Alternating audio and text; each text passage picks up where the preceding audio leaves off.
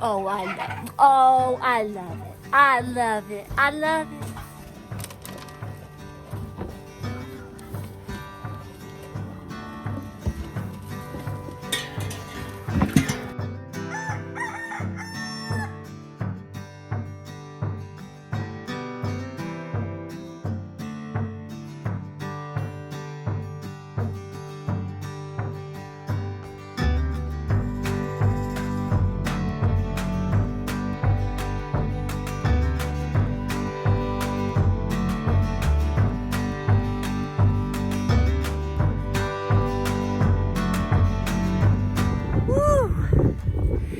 Good morning, guys. Welcome to Appalachia's Homestead. Welcome back to the channel.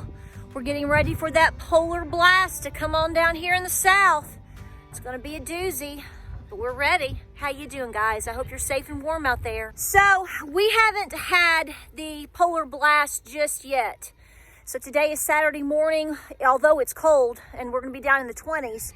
We're gonna get down to, my phone keeps telling me anywhere from 1 degrees to 9 degrees by Tuesday, Wednesday. We are expecting precipitation. We'll see how that rolls. They'll tell you one thing, it's going to do another. And we are trying to make sure that we have squared away everything, just making sure everything's set in place, making sure we have enough straw, all of the above, which I know a lot of you guys know everything about. And I'm going to be making some arrangements for different animals, putting up some tarps, like I've told you before, making sure straw is out, bedding, etc., clean buckets, just making sure we're squared away. And then, of course, we have a new development. Yeah, Miss Ginger, I believe she is becoming a house cat.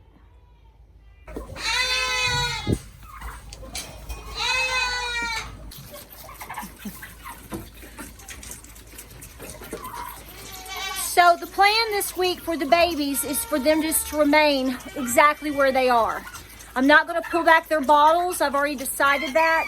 In fact, I had sort of pulled back the second bottle of the day because they're getting ready to be completely weaned off here in about 2 weeks. But since we're going to be in the single digits, I've decided to make sure that they are definitely getting 2 bottles a day, full to the max, very hot, or very warm by the time we get up here so that they stay warm as possible. They're pretty much shielded from the wind. We're going to put a tarp up anyway. And I'm also going to make sure they have plenty of straw. If we have to move anybody to the house, if that were to be an issue, then that's what we'll do. In fact, later today, we're going to make room, and we've decided to move Mama Blanche, our turkey mama, and her 2 poults. We're actually going to go ahead and move them down to the barn, to our garage today. It's a little warmer. It keeps them a little more insulated, and I think they'll do just fine in our garage.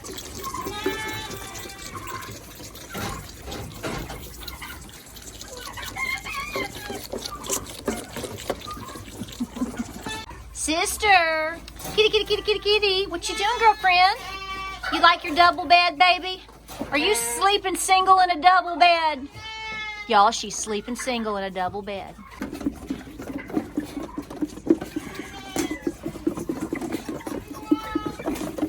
Did you finish your bottle, baby? Did you finish? Hi, Pinto Bean. How you doing, girlfriend? What you got there? So look here. So we got down to 28 degrees all night.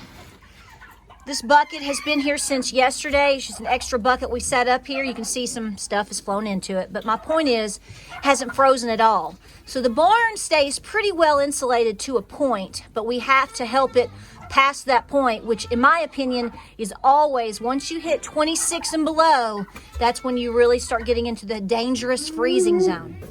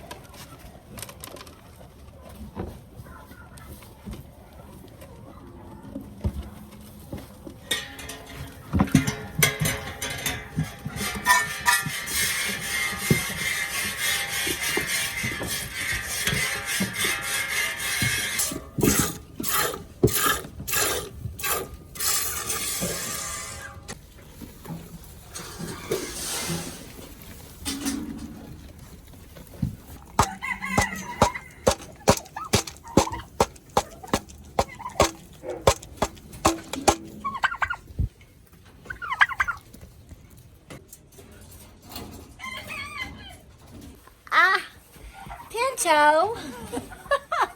Oh my goodness, good morning. Oh, I love it. Oh, I love it. I love it. I love it.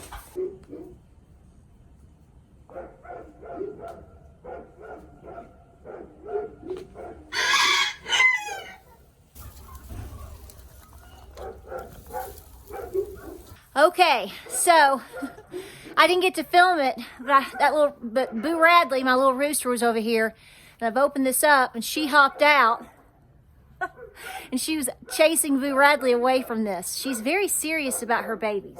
So we have the 2 poults right here.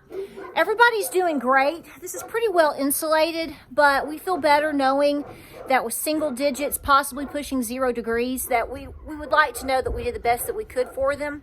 So we're gonna move them later on today. If not later today, definitely by tomorrow before the extreme cold hits. But so far, Mama stays on the babies. They're eating and drinking and doing very well. They are surrounded pretty much by straw and hay, and even on one side. So we're not stressed about them right now. But like I've said before, you got to do what works best for you and your farm. If you've got something that's a little more sensitive or small, don't risk it. If it makes you feel better to bring it inside for a couple of days in your house or your barn or your basement or your bathroom, then do so. Don't ask for anybody's permission or opinion. It's your farm, your critters, so you've got to do what works best for you. You're the one that's going to have to live with the consequences of your decisions if you don't stick to doing what you feel is best.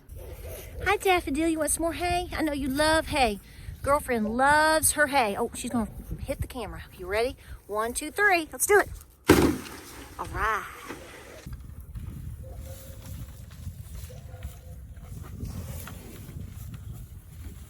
So these are the things that we're preparing for right now. We've got to take a bunch of junk to the dump, and then we're going to stop and get a little bit more feed to top everything off, and then we're going to get more straw. So we're going to put out an entire run of straw this afternoon, and then start giving everybody extra hay just to prep them. Miss Daffodil likes hay a whole lot more than she likes cow feed. She nibbles on it and she likes it, don't get me wrong, but when you put out hay, that girl is all about fresh hay. So we have to really up the hay in terms of how many we have to bring to the house for Daffodil alone.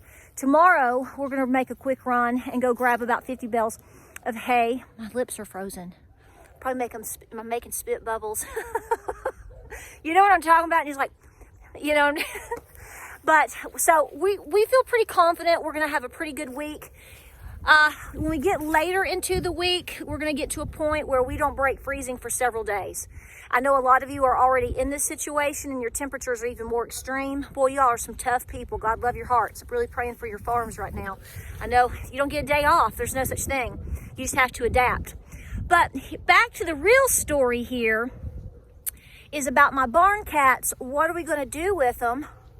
And in addition to that, what is this about Ginger moving into the house? Girlfriend is developing her own condo.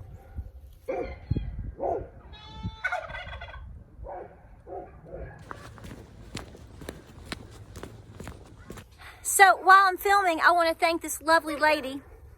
You're going to hear dogs, y'all. There's deer everywhere, so the dogs go bananas, all of them. As you know, Olive chases the fire out of them and growls at them. It's pretty cute. A dear lady sent these handmade gloves to me. They're fingerless. They're beautiful. And then she also sent a bunch for the blessing box. This wind is picking up. Ginger! Honey, where you going? Where you going, honey? What is it? Oh, honey. Ginger. Did we get a selfie? Are you going to go back in the garage? Go on in. There she goes. Back inside.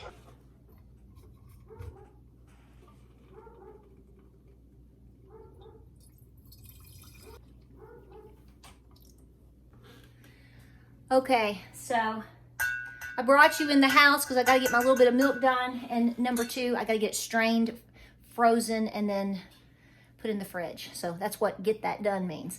So yeah, we have a new development with Ginger. So I'm going to tell you what we're going to do. So Fritz lives on the porch. He lives between the barn and the porch.